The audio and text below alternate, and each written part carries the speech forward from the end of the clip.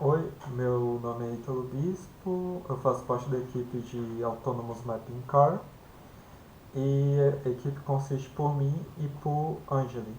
É, Nosso projeto consiste em desenvolver um carro que se locomova de forma autônoma e que fosse capaz de realizar o mapeamento de uma sala, gerar uma interface gráfica, que seria uma imagem final desse mapeamento da sala. Então, esse é o nosso projeto, o Autonomous Mapping Car. Ele ficou nesse estado final, no final do projeto. Eu vou mostrar melhor cada parte aqui. Então, iniciando pelo sensor ultrassônico, no qual ele seria para evitar colisões com a parede, né? Por ter o maior cone de visualização e seria melhor para ver qual é a distância frontal e dessa forma poder evitar a colisão com a parede. Aqui na lateral nós vamos ter os dois sensores infravermelhos, que são sensores de maior precisão. E nós usamos dois pensando no objetivo de que nós teríamos dois valores para ser comparados na medição lateral da parede e assim seria mais fácil corrigir o erro, fazendo a leitura dos dois sensores. Aqui embaixo nós temos o drive de ponte H, que é o responsável por mandar o comando para os motores, que vai fazer movimentar para frente, para trás, girar para a direita e para a esquerda, por meio dos comandos. Nós usamos PWM para os dois motores porque era necessário para realizar os cálculos de erro que ocorre durante a movimentação do carro, né? Movimentação do carro reto, pois pela diferença de valores de energia que cada motor pode receber, gerava um erro e o motor, um pneu ia mais rápido que o outro, ele não ia totalmente reto. Então com o PWM a gente podia fazer essas correções. Aqui também nós vamos ter os dois sensores de velocidade com os discos de encoder, que no caso possui 20 furos. Com eles que era possível a gente ver e a gente saber quanto que a roda rodou e poder fazer esse cálculo, né? De quanto foi a rotação e poder mandar um sinal PWM para poder ajustar essa velocidade para que as duas rodas andassem na mesma velocidade.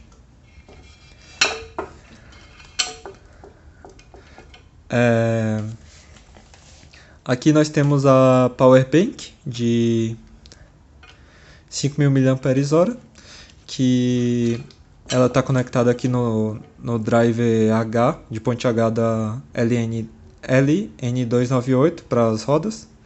Nós usamos a Power Bank porque, como o carro iria mapear uma sala, ele precisaria se locomover por muito tempo e isso consome bastante energia. Dessa forma, se fosse um kit de pilhas, não ia ser o suficiente. Fizemos a adaptação com esse cabo aqui, USB, para alimentar, né? Aqui também temos o kit de pilha, que aí sim ele é o principal para alimentar a ESP e todos os outros componentes, que sendo que 6 volts já é o suficiente para alimentar tudo aqui e fornecer a corrente necessária também. Aqui nós temos a bússola eletrônica, que seria o responsável por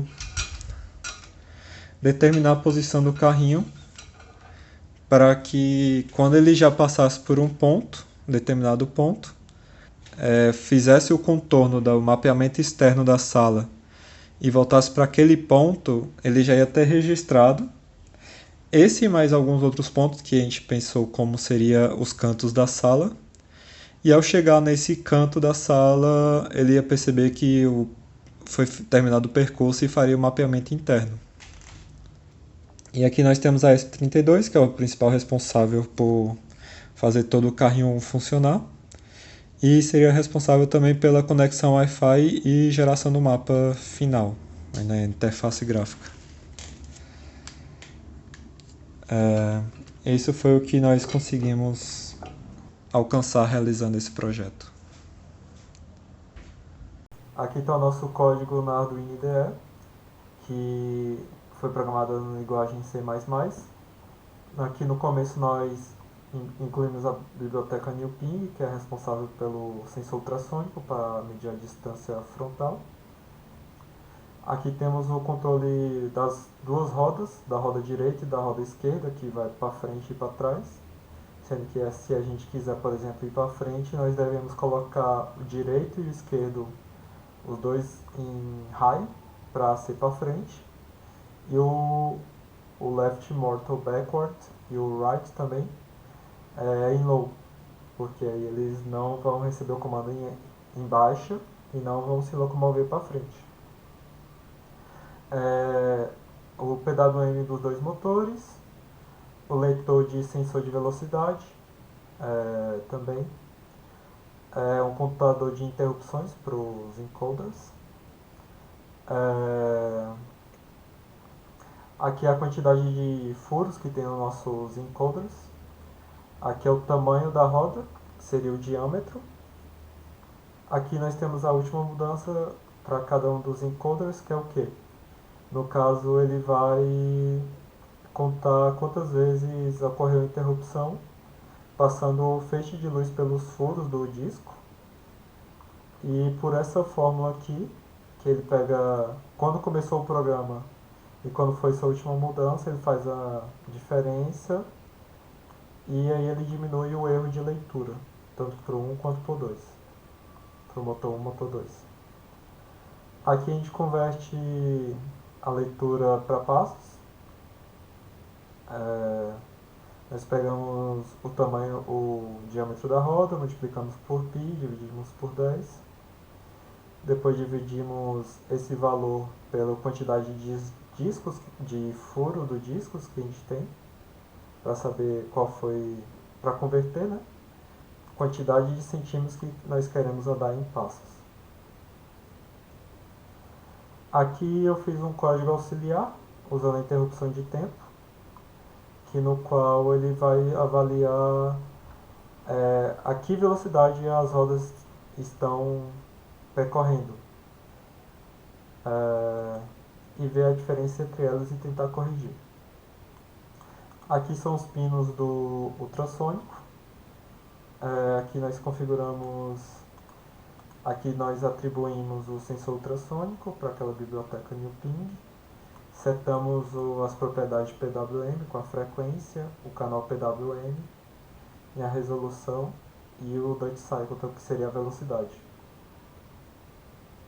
Aqui atribuímos cada pino sua respectiva funcionalidade e também os PWMs para os motores.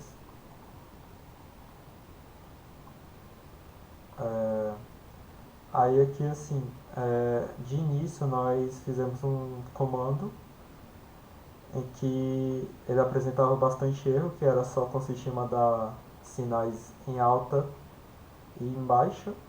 Aqui depois eu tentei implementar o PWM para botar uma velocidade, mas mesmo assim apresentava erro. E aqui foi o último função que nós conseguimos desenvolver, que no caso ele avalia quantas vezes eu quero que ele passe pelo furo do encoder e a velocidade. Então ele analisa, ele faz um loop e analisa quantos passos ele quer, quantos passos passou pela interrupção do contador, tanto para o motor A quanto para o motor B. E se a quantidade de passos for maior que o contador, ele aumenta a velocidade para que ele chegue na quantidade de passos desejados aqui no começo da função. Senão, ele deixa em zero a velocidade. E a mesma coisa acontece com o motor B. Ele bota a velocidade é, necessária para que chegue na quantidade de furos de vezes que a gente quer que passe por aquele motor, né? No final nós zeramos o PWM do canal e zeramos também o contador. Aqui a mesma coisa para o movimento de ir para trás, de girar para a direita e de girar para a esquerda. E no loop nós ficamos lendo a distância. Se ela for menor que 20, ela faz todo esse movimento aqui de girar para a direita, e se não, ele movimenta para frente. Isso foi o que nós desenvolvemos em questão de código. Agora eu vou demonstrar o carro funcionando. A power bank para ponte H já está ligada. E agora é só ligar a ESP e os componentes.